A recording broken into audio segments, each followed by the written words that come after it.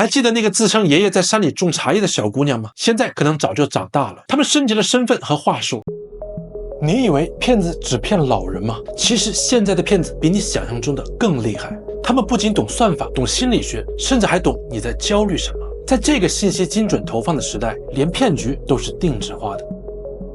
说个真事儿，我自己也差点中过招。之前有一天，一个自称是某企业的 HR 给我发了个 offer， 给出的年薪金额以及各种福利待遇都很吸引人，说要我下载一个 APP 进行线上试岗，还说试岗结束以后会有试岗薪资。于是我打开他发给我的那个邮件里的 PPT， 里面的企业 logo、职位描述、入职流程，包括各种福利待遇全都有。但我当时就觉得有点不太对劲，为什么入职前要下载一个 APP？ 后来我上网查了一下，这个企业倒是真的有，但是在我所在的城市，这个企业的分公司根本不叫这个名字。自己就在网上继续做功课，看到有人下载这个 APP 以后，手机直接被植入了远程控制程序。这个 APP 里还有虚拟币的交易功能。那一刻我意识到，骗子并不蠢，他们甚至在利用我们的职业焦虑进行行骗。前段时间，深圳有一位70岁的老人被一个冒充抖音官方客服的人骗走了14万7。对方说：“您好，您的账号开通了直播功能，每月需要扣管理费。”老人一听，立马急了。骗子马上说：“别慌，我帮您处理。您先下载一个会议软件，我们远程指导。”接着一步步的引导他输入身份证号、银行卡、验证码，整个过程像极了一场官方协助。这就是权威陷阱的新版本。骗子不让你相信陌生人，而是让你相信他是官方的。你看，不要以为骗子还在靠送鸡蛋给老人洗脑，一定要告诉家里的老人，没有人会做亏本的买卖，你占便宜的行为早就被他们标注好了价格。方便提醒，只要有人自称是客服、警察，还让你下载 APP 转账报验证码，那就不用犹豫，100%是骗局。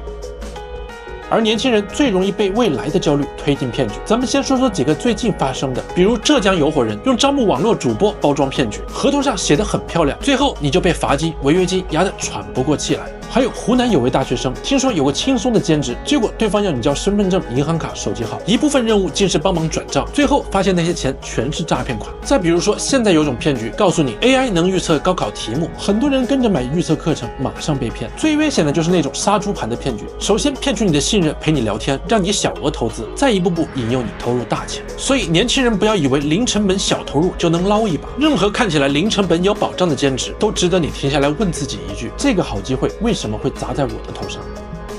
而中产是骗子最喜欢的目标群体，因为他们不贪暴利，只想稳一点、体面一点。而骗子最懂的就是这种想要稳却又怕错过的心理。最典型的就是最近香港的高才通骗局，一个内地中产家庭花了10几万找中介办香港身份，中介说您条件好，3个月稳批，还能帮您孩子上国际学校，前期收取翻译费、背书费和加急审核费，到了最后却以政策收紧拒签。客户再想联系对方，发现对方的电话已停机，公司注销，公众号消失，一切都好像他们从未存在过。这种骗局看起来高端、专业、合法，因为他们从来不喊暴富，而是让你的生活变得更体面一点。他们卖的不是产品，而是一种心理安慰。类似的还有品牌体验官骗局，有人在小红书上看到招募高端体验师，说的是帮某国际品牌测评新品，入职前要交保证金或者购买指定设备，结果一交钱，对方立刻人间蒸发。骗子深知中产不想被叫韭菜，所以他们换了一个更优雅的词——体验官。还有一类更隐秘的网红理财和投资群骗局，那种带着财经博主、律师、成功人士身份出现的人，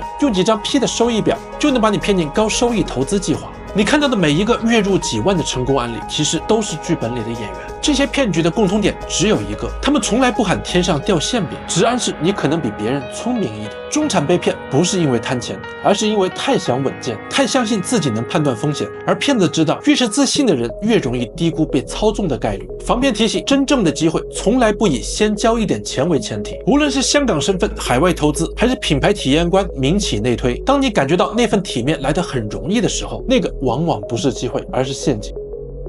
还有一种骗局，它不喊高收益，而是用高端、专业、通道来包装自己。你手里的资产越多，骗子给你看到的后台、模型、数据表就越真实。像金客、艳阳这些养老项目案例就是典型。他们宣称投资养老、实景地产、度假项目，打出实体支撑、长期稳收益这些字眼，但警方调查后发现，这些背后的资金链根本支撑不了实体项目。还有一个更惊悚的，因为香港职员在多人会议里被骗2亿港元，等警方深入调查后才发现，那场会议里除了他，其他参会者都是 AI 换脸冒充的。骗你的不是对方的低劣逻辑，而是你绝不会怀疑专业会议的可信度。最近还有一个骗局，他们让你下载一个企业 APP， 宣称内部有证券跟投项目，路，让你先试水提现小额，再诱你投入重金。很多高净值人群被这个套路套住，还有假租客投资这种反向套路。有人把房屋挂在网上出租，忽悠租客投资高收益产品，租客以为自己是合伙人，结果钱进去了就出不来。这些骗局的共同点是背景包装的极其专业，渲染你是有资格、有通道、有先机的人，利用你的信任成本和审美疲劳，让你懒得怀疑。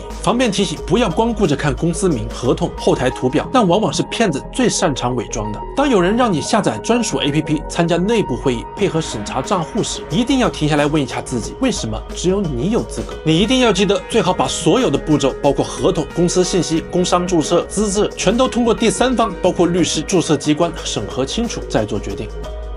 而感情是最容易被蒙蔽的一块软肋。有一个焦女士看起来无懈可击，身份证、病历、证件都能给你看。2个月以后，对方说家人生病了，店铺亏损，要她先垫一笔钱。刘先生信了，钱打了过去 ，APP 瞬间打不开。到头才知道，他爱的那个人从来就不存在。再来说说网恋，那些剧本式的运营团队，让你先期待见面，让你沉浸感越来越深。一旦信任建立，他们就会开口要钱，说急用，说投资，你再想后退就晚了。还有婚介平台的那个案子，骗子用假身份、假房产、假证件，表面是在谈恋爱，背地里却是算术题。这些骗子的共同点是，他们从来不会跟你说给我钱，他们让你觉得这是帮助，是信任的一部分。他们的包装技巧比电影还真。所以当一段感情里出现钱、投资、求助、借款这类词时，多给自己1分钟怀疑。谁都可能被爱蒙蔽，但蒙蔽不是错，盲目是。方便提醒，骗子不会让你觉得自己被欺骗，他们会让你觉得这是你的选择。还记得那个自称爷爷在山里种茶叶的小姑娘吗？现在可能早就长大了。他们升级了身份和话术。反思一下，一个年轻漂亮的小姑娘身边会插追求者吗？为什么会上交友软件上找你？